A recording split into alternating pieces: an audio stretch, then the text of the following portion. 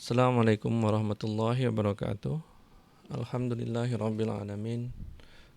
Allahumma shalli ala Muhammad wa ala ali Muhammad. Hari ini kita masuk ke tafsir surat Ali Imran ayat 149 153.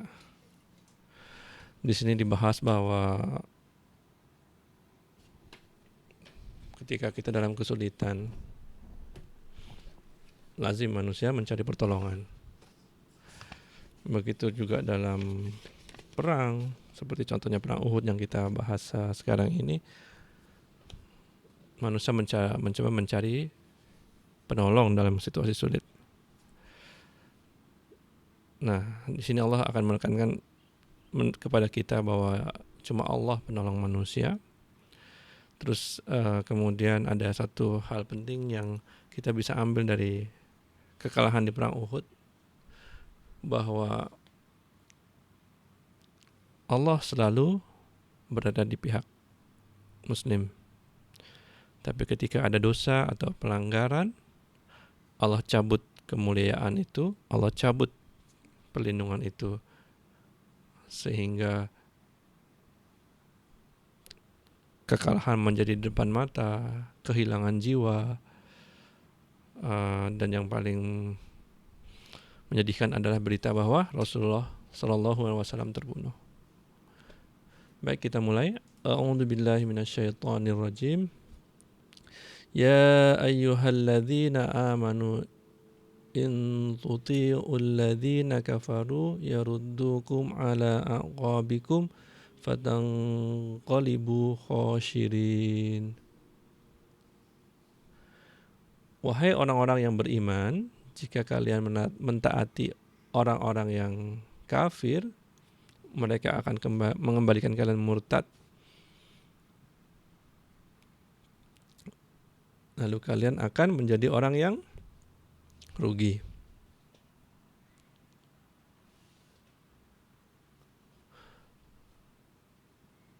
Nah, di dalam konteks perang Uhud ini,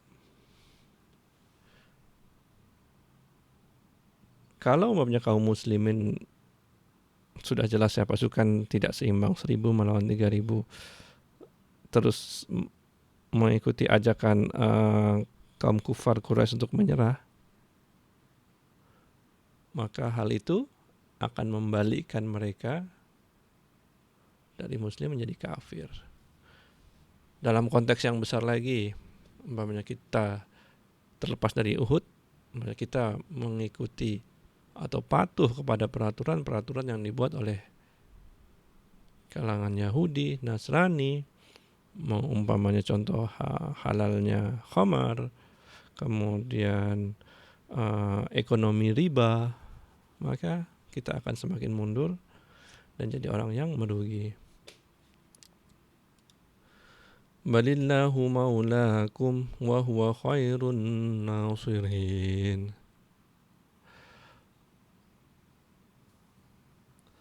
Tapi Allah lah pelindung kalian dan Dia adalah sebaik-baiknya penolong.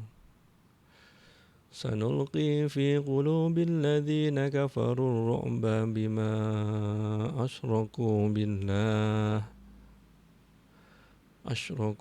billahi ma lam yunazzil bihi sultana wa ma'wahumun nar wa bi'sa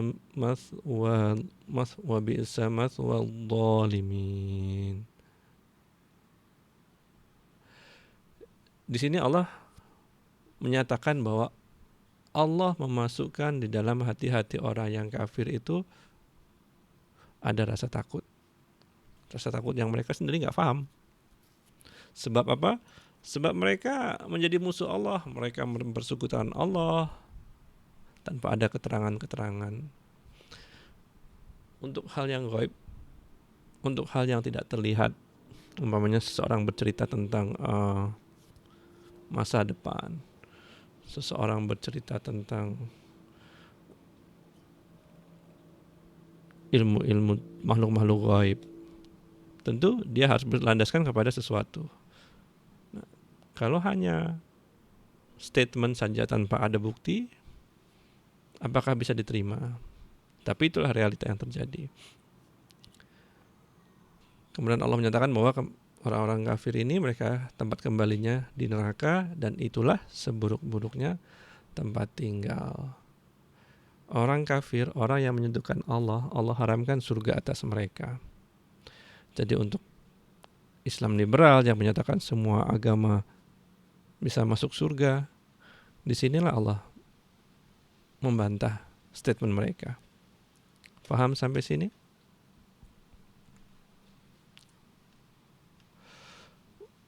وَلَقَدْ صَدَقَكُمُ اللَّهُ وَعْدَهُ إِذْ تَحُسُّونَهُم بِإِذْنِهِ حَتَّى إِذَا فَصِلْتُمْ وَتَنَازَعْتُمْ فِي الْأَمْرِ وَعَصَيْتُمْ مِنْ بَعْدِ مَا أَرَاكُمْ مَا تُحِبُّونَ. Ayat ini menerangkan ayat sebelumnya bahwa Allah adalah penolong orang-orang muslim.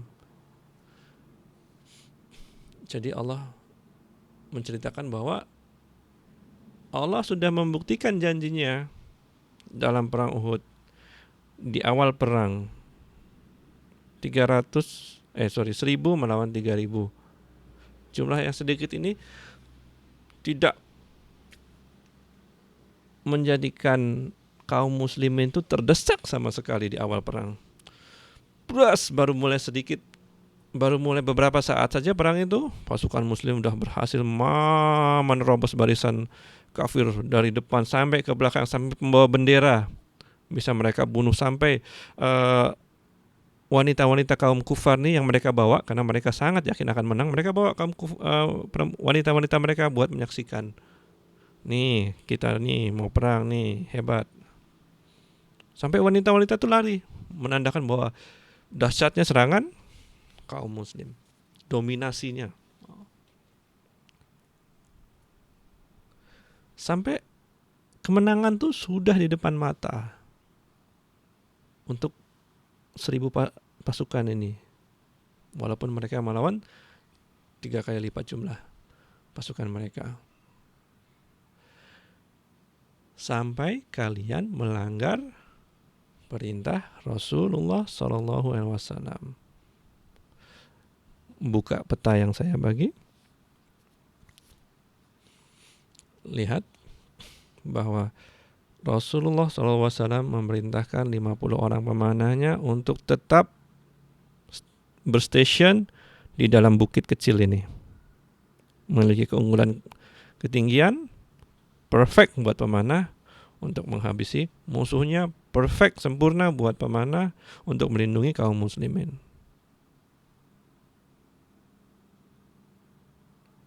Strategi yang jenius yang diaplikasikan oleh Rasulullah Sallallahu Alaihi Wasallam. Tapi begitu kemenangan ada di depan mata, begitu mereka melihat adanya ghanimah, harta-harta, mereka tergoda. Ya, mereka juga manusia. Sebagian dari mereka berselisih pendapat, sebagian dari mereka turun ke bawah mengambil harta itu. Satu perintah yang dilarang, kondisi langsung berbalik.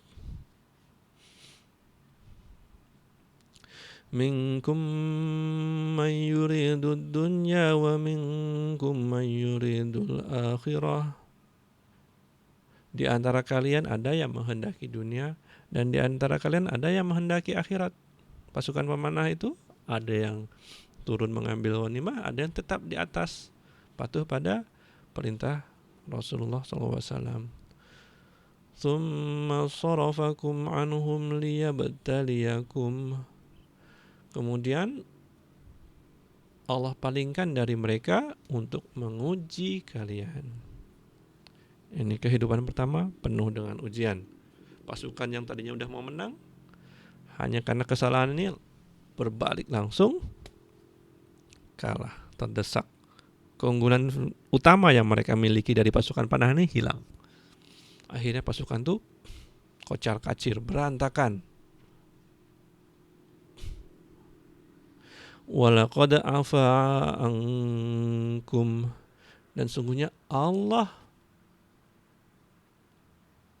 memaafkan kalian. Allah maafkan kalian. Kira-kira kesalahan pasukan pemanah yang turun dari bukit mengambil ghanimah ini fatal enggak? Kesalahan mereka tuh menyebabkan teman-teman mereka akhirnya terbunuh, sampai 70 orang korban. Kemudian Muslim terkalahkan dalam perang ini. Dosanya cukup besar enggak?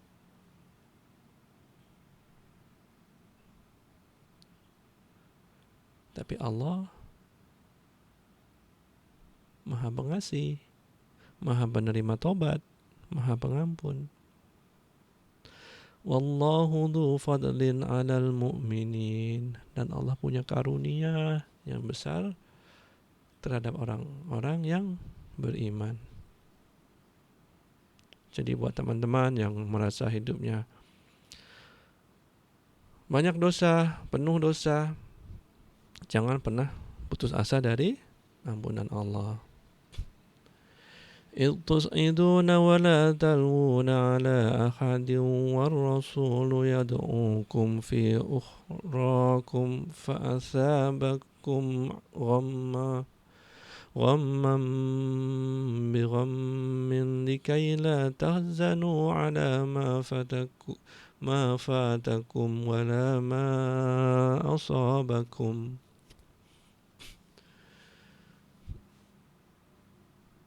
Ketika kalian larinya itu kencang dan tidak menoleh lagi ke belakang. Ya, pasukan sudah demikian berantakannya, pasukan Muslim sudah demikian berantakannya, mereka lari menyelamatkan diri masing-masing. Kemudian Rasulullah SAW memanggil kalian, manggil. Rasulullah SAW tidak beranjak. Itulah kehebatan Nabi kita SAW. Tidak ada rasa takut. Walaupun sudah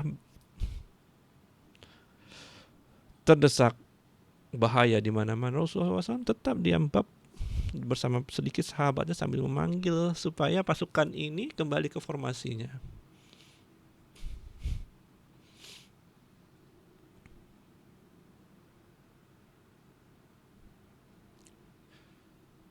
Jadi kalau kita melihat sahabat ini, lihatlah bahwa mereka juga manusia. Mereka juga melakukan kesalahan. Sebagian salah tertarik kepada dunia, sebagian salah lari meninggalkan Rasulullah SAW.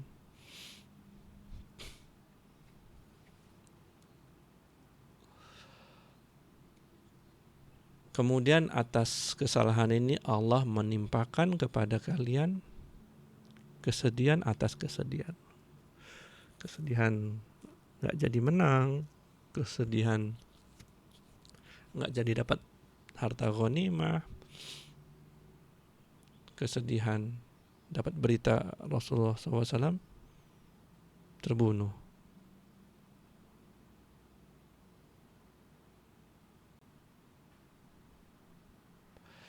Nah,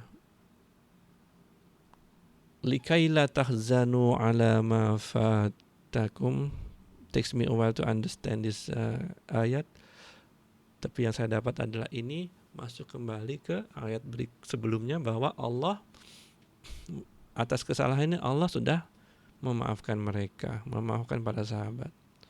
Jadi hal ini membuat sahabat tidak lagi bersedih atas apa yang kehilangan. Itu arti yang pertama. Arti tafsir yang kedua adalah setelah mendengar bahwa Rasulullah SAW ternyata sehat, maksudnya ternyata masih hidup, tidak seperti berita yang disuskan, itu merupakan berita gembira buat mereka, walaupun mereka dalam kondisi yang mengalami kesedihan satu dan kesedihan berikutnya. Kemudian Allah menutup ayat ini dengan wallahu khabirum bima ta'malun. Al-khabir itu sifat maha mengetahui yang detail. Jadi Allah mengetahui apa saja yang kalian lakukan, apa aja yang di dalam hati ini, untuk memberi balasan nanti di akhirat. Itu dulu. Assalamualaikum warahmatullahi wabarakatuh.